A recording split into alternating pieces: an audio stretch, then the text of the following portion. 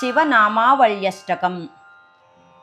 हे चन्द्रचूडमदनान्तकशूलपाणे स्थाणो गिरीश गिरिजेश महेश शम्भो भूतेश भीत भयसूदन मामनाथं संसारदुःखगहनात् जगदीश रक्ष।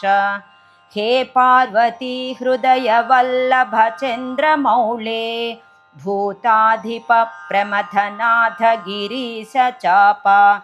हे वामदेव भवरुद्र पिनाकपाणे संसारदुःखगहनात् जगदीश रक्ष।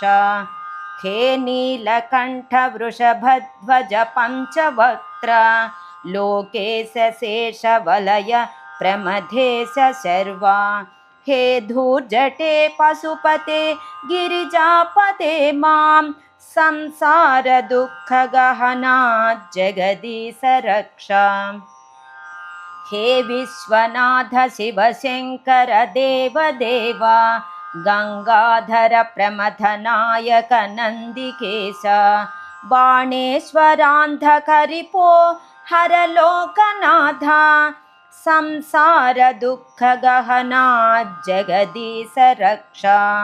वाराणसीपुरपते मणिकर्णिकेश वीरेश दक्ष मखकाल विभो गणेश सर्वज्ञ सर्वहृदयैकनिवासनाथ संसारदुःखगहनात् जगदीश रक्ष।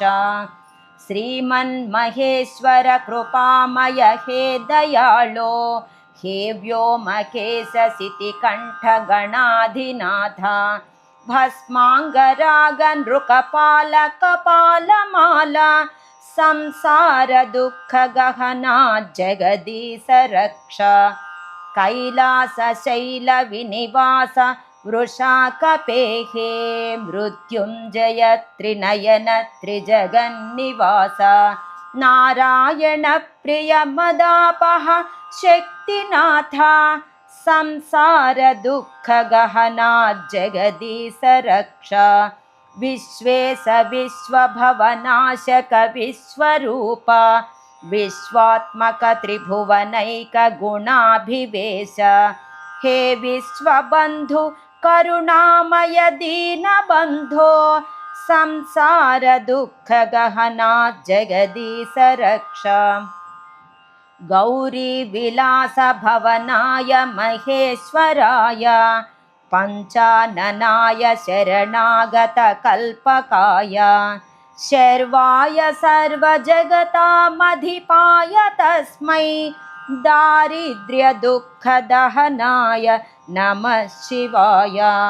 दारिद्र्यदुःखदहनाय नमः शिवाय।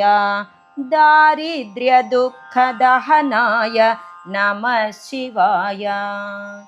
इति श्रीमदादिशङ्कराचार्य विरचित शिवनामावल्यष्टकं सम्पूर्णम्।